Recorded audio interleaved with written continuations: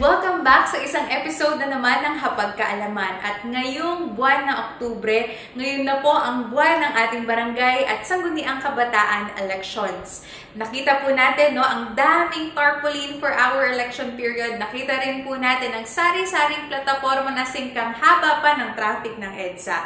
Pero ngayon, episode, alamin natin ano ba dapat ang ating alamin bilang isang kandidato at bilang isang voter ngayong eleksyon. Ngayong episode, may inimbita po tayo na guest speaker coming from the Commission on Election. Kaya tara, samahan ninyo po ako. Ako po si Mavi Castro. Kainan, kwentuhan, dito lamang sa Hapag Kaalaman. Magandang araw mga ka-HK. Kasama po natin ngayon si Attorney Chris Ian Silva, the Provincial Election Supervisor 4 ng COMELEC Bataan. Napakagandang araw po sa inyo, Attorney. Magandang araw po, ma'am. Ayan, Attorney, pag-uusapan po natin ngayon, palapit na po ang barangay at sangguniang kabataan elections. Pero bago po tayo dumako sa napakainit na usapin, ano po ba yung pagbabago ng previous barangay and SK elections sa ngayon na barangay at SK elections? Actually, ma'am, maraming inintroduce ang commission na mga bagong rules and regulation yung darating na barangay election. Katulad na lang po nung pagtatakda ng mga pilot testing para sa mga lugar na gagamit ng automation.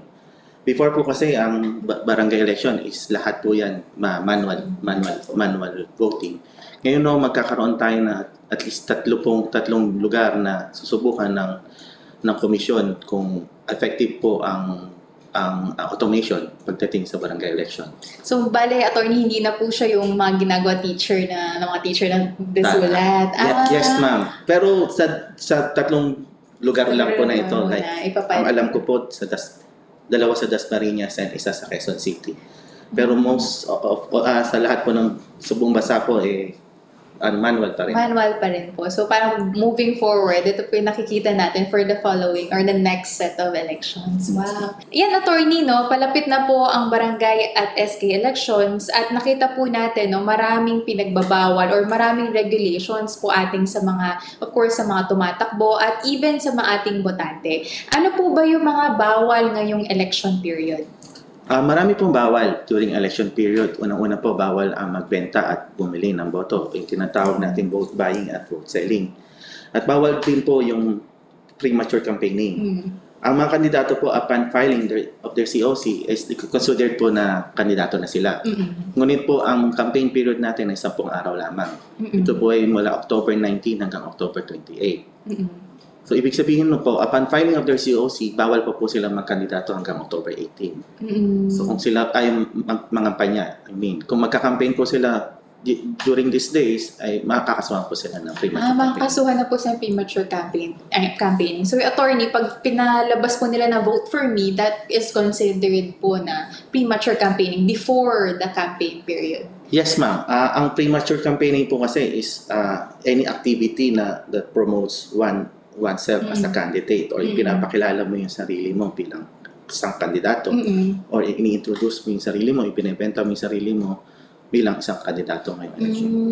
Nakita po natin in the past election, napaka-agresibo na po na paggamit ng social media and social networking sites. And considered pa po ba to na ebidensya against premature campaigning? Kunyari, nag-post na po siya. Is that also considered now in this age as considered na premature campaigning na before pa po ng campaign period? Yes, ma'am. Actually, just recently, the Commission NBank, headed by our Chairman George Garcia, created and activated a task force. Ang tinatawag po natin Anti-EPA Task Force. Anti-EPA. Yes. Ito po yung task force na maglalaban sa mga premature campaign. So, pwede po silang kahit po anonymous complaint, social media post ng mga kandidato na nagka-campaign na kahit hindi pa campaign period, ay pwede pong i-reklamo dito sa task force na to at bibigyan po sila ng show cause order. Ang show cause order po natin ay pa-receive sa mga kandidato inireklamo, and upon receipt po, they have only 3 days to respond. Kunwari po, napatunayan po na, okay, nag-premature campaigning siya, okay, lumabag po siya. Ano po yung mga karagdagang punishment? Or are there any punishment po na ipapataw sa kanila? So, depende po sa kaso na nilabag po nila just this election period. Yes po. Ang premature campaign po is considered kasi as an election offense. Under the Omnibus Election Code po, ang election offense has penalty of disqualification from office. Kung mananalo po sila, hindi sila makakaupo. At the same time, pwede po silang makulong within, from 1 year to 6 years. Then, pwede din po silang mawalan ng karapatang bumoto. Kung foreigner naman po ang makakasuhan, pwede din po silang ma-deport after nilang mag-serve ng prison term. So, depende rin po to sa bigat ng kaso ng premature campaign. Yes po. Okay, pwede po sila, kasi since it's a criminal offense, so pwede silang makulong, may fine, and for foreigners, baka po ma-deport sila for the case. So, napaka-critical po, no? So, yung bahay-bahay is also considered as premature campaigning. Yes po, dahil po binibenta nila yung binibenta. For as long as the act of selling yourself our persuasion is considered as premature campaigning. So, ayun po, no, nakita po natin na ang premature campaign, ganun po yung meaning. So, pag may nakita po ako, paano ko po i-report ito? Actually, the Anti-ELPA Task Force, meron po itong mga hotlines na create. Ibibigay ko po sa inyo yung mga numbers na pwede. We also have yung mga complaint center. Sa Anti-EPAL po, meron din kaming email address na sinend. Facebook page, meron din po.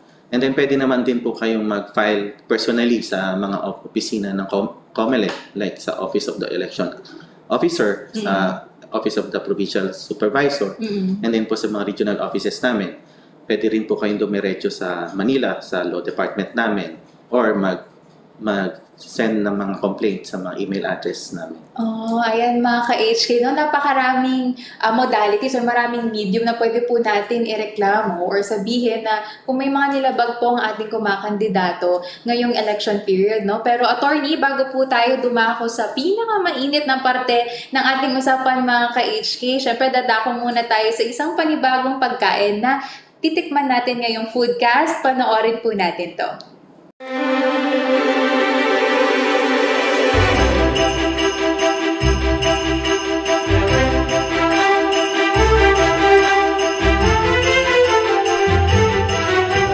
Hello mga ka-HK! Naririnig ninyo ba yon? Simula pa lang ng bare months, pero damang-dama na ang Pasko dito sa Pilipinas. Pero mas dama ito dito sa Pampanga, kung saan kilala ito bilang Christmas Capital of the Philippines. Kita naman natin ito sa kanyang makukulay na parol at iba't ibang klase ng pagkain. Kaya tara, tikman natin ito!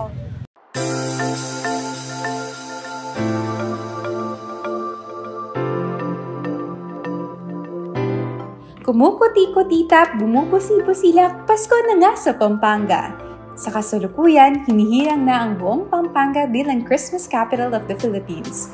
Ito ay buhat sa angking galing ng mga Kapampangan artisans at craftsmen na gumagawa ng mga parol. Kitang-kita ito sa taon-taong Giant Lantern Festival tuwing Disyembre. Hindi mapapagkaila na nagniningning ng ganda ng Pampanga tuwing Pasko. Sa daan ng Angeles City papuntang City of San Fernando, bidang-bida ang parol, maliit man o malaki. Ang kislap ng mga parol na ito ay tunay na nagpapamalas sa kislap ng Pampanga tuwing Pasko.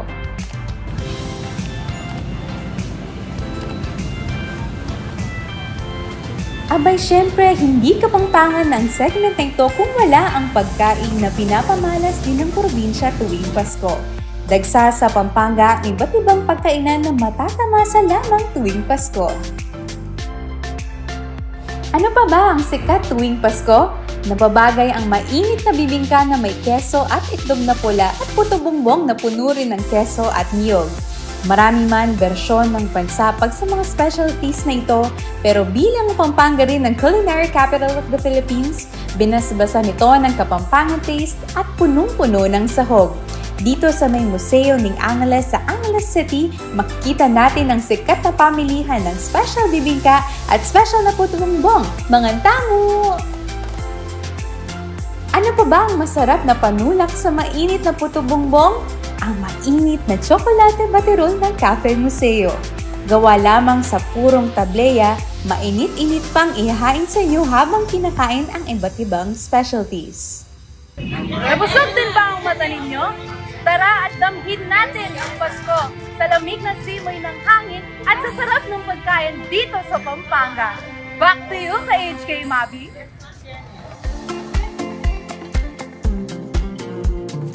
Ano sa tingin niyo mga ka-HK? Masarap nga ba? And takam na takam kami dito sa set. Sana matry namin dito. So, kasama si attorney, no? So, attorney, babalik ulit tayo sa usapin patungkol sa barangay at SK elections. Siyempre, magiging specific na po tayo na napag-usapan natin kanina mga ka-HK yung kung ano yung mga bawal during campaign or election period rather, no? Sisimulan na po natin pagdating sa vote buying and vote selling. So, attorney, no, paano po ba nangyayari ang vote buying at vote selling? Ito po ay mutual or makakasuhan po ba sila pareho? Paano po napapatunayan to? Depende po yan sa ebidensya kasi ang vote buying is anything that you promise or give anything of value, basta anything of value in exchange of vote or support from any voters. So kung ang mapapatunayan lang po ng nagrereklamo is kung yung nagbenta ng boto, siya lang po makakasuhan. Ngayon kung pareho po mapapatunayan, mapareho po sila makakasuhan. So hindi lang po monetary? It's not only monetary po. Pwedeng exchange of franchise, grant, basta anything of value in exchange of... just a promise would be considered a vote selling or vote buying. Yes, ma'am. Basta po, ang exchange is yung boto. Basta may sige, bigyan kita ng ganyan pag binoto mo. Yes, that's considered that's as... a vote buying. And this is punishable as well? Yes, it is an election offense. It's an election offense. So, napaka-critical po pala mga ka-HK, no? And this is for the both parties. Both parties. Even the voter can also be punished for that. Punished. Okay. So, nakita po natin yun mga ka-HK, no? It's not only for the candidate, but it's also for the voter as well. Depends upon the case concerned. Ayan, no? Isa pa rin na bawal din, no? Nakikita natin na maraming nagre-reklamo, lalo na sa liquor ban. Yes, and sa gun and liquor ban. Ano po yung regulations dito? Ano po ba, sino po ba exempted? Ano po ba yung storya pagdating sa gun and liquor ban? Okay po. Unahin po natin sa gun ban. Opo. Sa gun ban po, nag-start yan starting August 28. Matapos po yan hanggang November. So, buong election period po, gun ban tayo. So, kahit po yung mga dati na may mga lisensya na bawal ho muna nilang dalhin o is-transport yung mga armas, other deadly weapons and explosive kung walang pahintulot ng COMELEC. So, kung pwede naman ho silang humingi ng exemption sa COMELEC, yung tinatawag natin Certificate of Authority.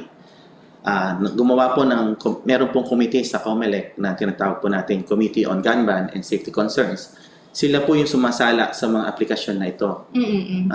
Ito po i-compose of COMELEC and as chairman, ang members po nila is the PNP and the AFP. So, lahat po ng aplikasyon ay sinasala at tinitingnan kung talaga po bang kailangan ng exception na isang tao para sa gun ban. Lahat po to ay covered or may total ban po for some people? Or sino lang po pwede mag-apply for an exemption? Actually, ma'am, may mga individual na fully exempted sa gun ban. So, meaning, hindi na nila kailangan pa mag-apply ng Certificate of Authority sa COMELEC. Ito po yung mga individual na katulad po ng mga presidente, ang vice-presidente, ang mga judges, ang mga prosecutors po natin, at yung mga COMELEC officials and COMELEC lawyers. Fully exempted po sila sa gun ban. So, they don't need to apply for the Certificate of Authority. Ang kailangan lang po nila is ipakita na talaga meron silang LTAF o yung license to own and license to carry. Yung mga documents na dati na nilang hawak. And then yung ID nila na napapatunay na talagang sila ay, halimbawa sa COMELEC officials, COMELEC lawyers, ay talagang taga-COMELEC. pag nahulihan po kayo, no, di ba po makita natin may COMELEC, may checkpoint PNP. Yes. So pag nahulihan po kayo ng may dalang gun Yes, ma'am. or barrel, no, any firing Yes, ma'am. na barrel, no, so pwede na po kayong hulihin during the gun ban period. Yes, ma'am. Sa mga COMELEC checkpoint po natin, medyo sobrang higpit po natin Opo. sa gun ban. Actually, yan ang isang binabantayan natin. Opo. At nahulihan po kayo, pwede po kayo makasuhan. Again, it's an election offense. Ang election offense po has a penalty, again, of disqualification from holding any public office. Permanent disqualification.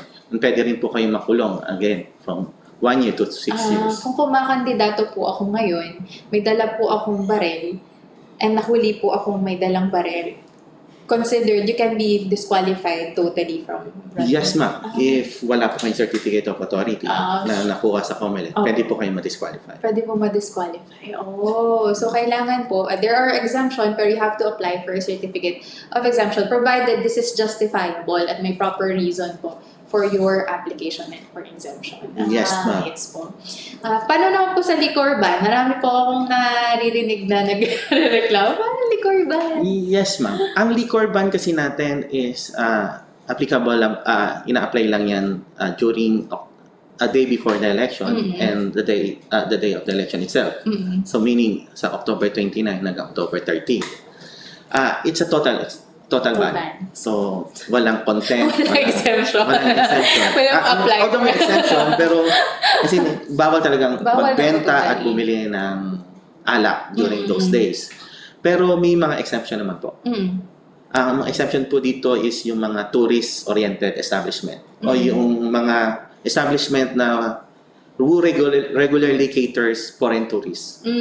Kasi po hindi naman po sila covered ng election, yung mga foreigners. Yes, po ma'am. natin. But that is not automatic po, ma'am. It should be processed pa din. They should still get a certification from Department of Tourism na they are really tourist-oriented establishment and then get a certificate of exemption from COMELEC. Pero 2 araw lang naman po 2 days lang naman 2 days lang ng tiis-tiis lang po sila. Pero ma'am kasi there's an establishment kasi na talagang malaki mawawala sa kanila. And should it be proven na kung napatunayan po na nagbebenta at bumibili ka ng alak, it is also punishable. It's punishable. Again, it's an election offense. So it's also criminal offense. Yes. It's punishable by law for the seller and for the buyer. Yes, ma'am. Yes. So yun mga ka-HK, for 29 and 30, the day before election, and the day of election itself, total liquor ban po tayo. But provided may exemption, pero for sa mga ating mga mamamayan, ating mga kandidato, ating botante, there is a 29-30 liquor ban po tayo.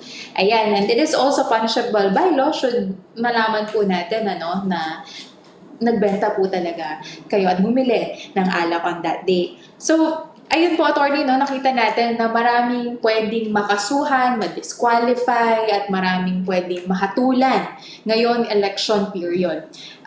Gusto po namin tunangin, was there any instance na or any case po ngayon recently na napatawan ng parusa even before pagdating po sa mga iba't ibang ban? Let's say premature campaigning. Ang naalala ko lang is back in 2010 in Cebu City. It was the self-confessed drug lord, kung kilala mo si Kerwin Espinosa. Kerwin Espinosa was apprehended with 45 caliber gun during the checkpoint, COMELEC, at merong gun ban nun. So, nahuli siya and he was convicted and ang penalty niya yata yun is 1 year imprisonment. That was 2010 in Cebu City. So parang nakita po talaga na meron po talaga siyang gun doon. Yes, and then he was 1 year filed with 1 year imprisonment and even disqualified from running. Okay po, sa mga ka-HK, bago tayo dumako sa ating mga tanong na ating kapwa ka-HK, gusto lang natin i-feature ang sikat na initiative dito lamang sa province of Bataan. Nakita natin sa dami-dami ng tarpaulin, mga paraphernalia during campaign period. Ano nga ba ang silbi nito at ano ang gagawin natin? DILG Bataan, anong chika sa Green Initiative na to? Sa episode 4 ng Hapag Kaalaman, ating matutunghayan ang best practice ng lungsod ng Balanga dito sa probinsya ng Bataan.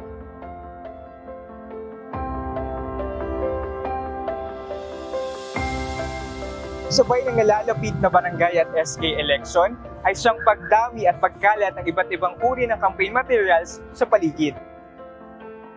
Ngunit pagkatapos, saan nga ba napupunta ang mga campaign materials na ginamit? Ano ang mga dapat gawin at mga paraan upang hindi ito tuluyang maging basura sa paligid? Jane, TikTok tayo. Hindi mamaya na. Hoy, ano ba yung ginagawa mo? Wala to. Hoy! Ano yan? Ah, Flames? Crush mo si Boboy, no? Ano ba to? Poster? Check. Hand sanitizer? Check. Mug? Tsaka mga flyers? Crush mo si Boboy, no?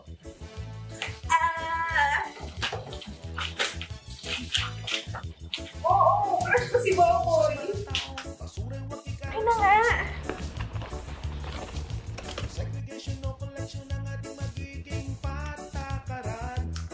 Alam mo ba nung mapakinabangan pa natin to? Paano?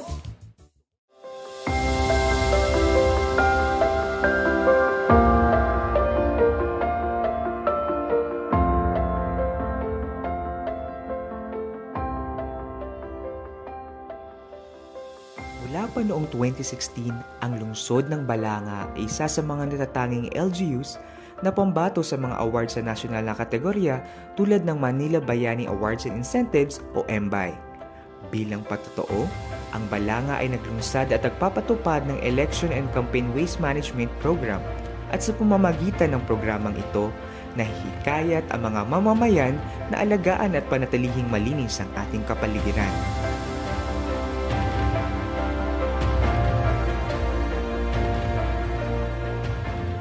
I'm Nerissa Mateo, the City Environment and Natural Resources Officer o IC of the City Government of Balanga. Nandito ang mga produkto na may nagawa ng kababaihan na simula noong taong 2015. Ito ay tinatawag na eco bag na ginagawa ng Barangay San Jose at Barangay Puyo. Ito ay madalas namin ginagamit para sa mga bumibisita dito, nilalagyan ng token. At ito naman ay mas malaki, ginagamit pamalengke. Meron tayong 25 miyembro ng kababaihan sa Barangay San Jose at 25 members din sa Barangay Tuyo na gumagawa nitong eco bag nito. Ito ay naibebenta ng 60 pesos per bag, yung maliit. Tapos yung malaki, 70 to 80 pesos. Bukod sa eco bag, marami pa tayong nagagawang produkto tulad ng divider, yung mga kababayan natin na walang kakayanan na nakapagpatayo ng maayos na bahay. Siyempre yung pagdating sa pinto, dire-diretso, yun na ang kwarto, yun na ang kainan, yun na ang CR. So pinagdudugtong-dugtong natin to, ginagawa siyang divider.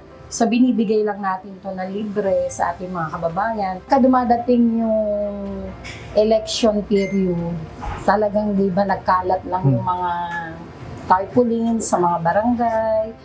Tapos kung hindi pa natin sabihin na tanggalin na dahil tapos na ang halalan, wala naman nagkukusa. Ang ending, nababasura siya, nasasama sa residual waste. Kung hindi na po nag-waste segregation ng LGU, sama-sama yung mapupunta sa landfill. Ang mensahe ko sana sa mga humahabol ngayon na barangay captain at barangay officials na ang mga bagay na hindi natin kayang sinupin, siguro wag na lang po natin gamitin. Sa ating mga kababayan, lalo na sa aming mga karatig na taong dito sa Bataan at sa iba pang bayan at probinsya, in-encourage ko po kayo na subukan ninyo na ito ay introduce sa ating mga kababayan para po ang mga kababayan natin ay maging productive at masino pang ating kapaligiran. Lalo na ngayong panahon ng eleksyon, sigurado po magtatambak na naman ang napakaraming tarpaulin. Subukan po natin, wala pong masyadong puhunan na kailangan dahil sinudin lamang po ito at saka isang makina. Thank you! O di ba? Napakinabangan natin si crush mo. Oo nga, pwede pa palang magamit yung mga akala kong itatapon na.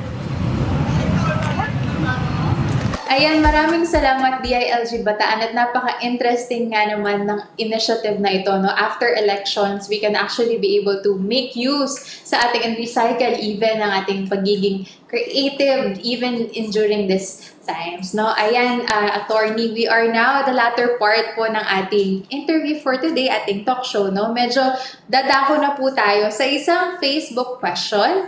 Nag-post po kasi tayo last few weeks ago kung ano po ba ang tanong ng ating mga sambayanan patungkol, ating mga ka-HK, patungkol sa election period. And I believe, and we believe, na ito ay medyo critical at ito ay bago sa ating current election ngayon. So, ang sabi po ng tanong, query ko po ay regarding sa Sangguniang Kabataan Election 2023. Mayroon na po bang available jurisprudence or sample of result of disqualification para sa mga kumakandidato para sa SK na may kamag-anak or second degree of affinity or consanguinity na ang ginawa po ay nag-resign allegedly before the election ang kamag-anak na elected barangay official. In a way, circumventing the very essence of the reform nga po, which is the RA 10742. Ayun, attorney. So, ano po yung masasabi natin sa ating ka-HK? As far as I know, we don't have any jurisprudence yet. Kasi the law is relatively new. It is passed only on 2015. That's yung anti-dynasty provision na yan. So, wala pa talagang jurisprudence as far as I know. Pero, ang alam ko lang, there are pending cases before the commission. And I cannot discuss yung legalities because the sub judice rule. But for academic discussion, ang pag-resign kasi is not automatic. Hindi yun pag-file mo is resign. Automatic resignation. It's also process. Kailangan merong acceptance and acknowledgement from the superior or the appointing authority kung sino man yung nag-resign. So, it must be accepted, kung halimbawa, sa barangay council, or the mayor, and the DILG. So, medyo may proseso pa po yun. So, yun po yung bago ngayon for the qualification sa ating mga Sangguniang Kabataan for this year. So far, wala pa daw pong jurisprudence or there are pending cases. But we should also be mindful din yung nakikita at nababasa natin sa qualifications. And I believe the COMELEC is as open to recognize these cases should there be any. Okay, so lastly, gusto lang po namin tanongin, ano po ba ang mandate ng COMELEC and paano po ba yung pag-disqualify ng candidates at paano po ba yung proseso noon? Actually, the mandate of COMELEC is siyempre, we are the lead agency pagdating sa halalan. Ang COMELEC ang gumagawa at nagpapatupad ng mga batas at regulasyon patungkol sa halalan. So kami din yung mga nagbabantay sa mga kandidato kung sila ay gumagawa ng illegal activities or pandaraya. So, ang COMELEC din ay nagbibigay din ng mga guidance and then yung voters education para turuan ang mga botante ng mga matatalinong paraan ng pagboboto, matatalinong choices para sa mga kandidato. We are now moving forward sa ating pinaka-favorite na part ng ating pagkaalaman. Hindi mawawala ang ating mini fast talk with our guest. So, attorney, handa na po ba kayo? Try ko po. Handang-handa na daw po si Attorney Silva. So, we have to first ask, tarpaulin or t-shirt? T-shirt. Pangako o pagbabago? Pagbabago. Sikat o tapat? Tapat. Matino o matalino? Matino. Why? Ang hirap naman sagutin yun. Complete the sentence. Ang isang ideal na kandidato ay? Matapat at matino. Ang isang ideal na botante ay? Marunong pumili ng magaling at maayos na pinuno. So, attorney, gusto po namin tanongin, ano pong masasabi po nyo sa ating mga voters for these elections? Hindi po natin mai-deny ang kahalagahan ng halalan sa ating bansa. It is the lifeblood of our democracy na ang lahat ng boses ng bawat mamayang Pilipino ay naririnig at ang bawat pili ay nabibilang. It is also it gives us a power to shape our future. It gives us a power to select our leaders. Will guide us towards a better future. Ang boto po ay isang simbolo ng pag-asa. Ito po ay napaka-importante na binigay sa atin ng ating demokrasya. Sana po wag nating sayangin ang ating karapatan para bumoto. Sa darating po na eleksyon sa Oktubre, sana po ay i-exercise natin ang ating rights to vote. Dahil po ang boto natin ay susi sa mas maganda at mas maayos na Pilipinas. Maraming salamat po. Ayan, maraming salamat, Attorney Silva. No, narinig po natin, no, we have to exercise our right to vote. But hindi lamang to exercise ang ating karapatan mamboto. But we have to make an educated vote. No? Kailangan natin alamin, sino nga ba ang iboboto natin? Siya ba ang pag-asa ng bayan? Siya nga ba ang magiging sagot sa katanungan sa ating lipunan? Ngayon, mga kaibigan at mga ka-HA, we have to be matalinong voters and we have to think through our voting throughout this election for this 2023. Ayan, maraming salamat, Attorney Silva, sa inyong time and effort, at maraming salamat kay HK sa susunod po na episode for the following year dito lamang sa Kainan, Kwentuhan, dito lamang sa Hapag Kaalaman.